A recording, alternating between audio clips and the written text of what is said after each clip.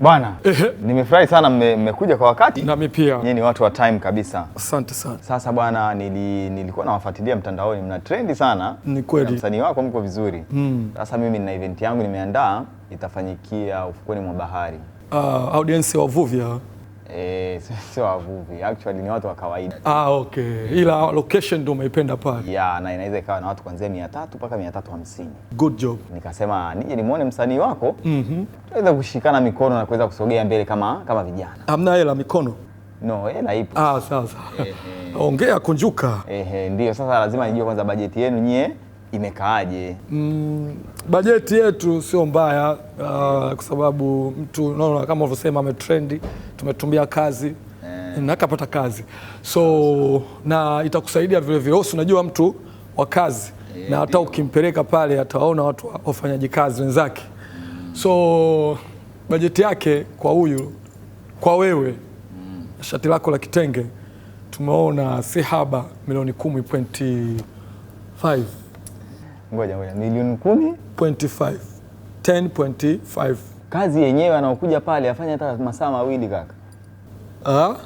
Dakika 20, 15 amemaliza. Okay, wewe umeshindwa ndio maana No, sijaishindwa, ila nashangaa nikilinganisha hela na muda havilingani.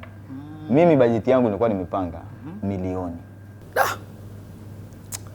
Hiyo dharau sana. Hivi kwa nini unachukuliaje?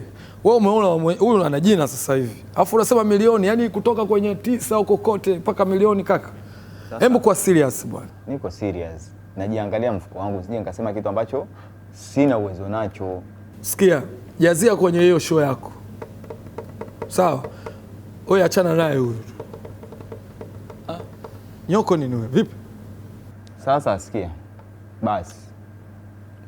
Tufanye 2. 2. 2 bado. Sikia, tuongee tu, tuende kwenye point. Twende kwenye point ya msingi. Nipe 5. 5 sina. Sasa yani 2 tu. 2 ndio mwisho wangu. Kama inashindikana, asante kwa kikao, asante kwa muda wako. Tumeshindwa kuafiki biashara. Mimi sina neno.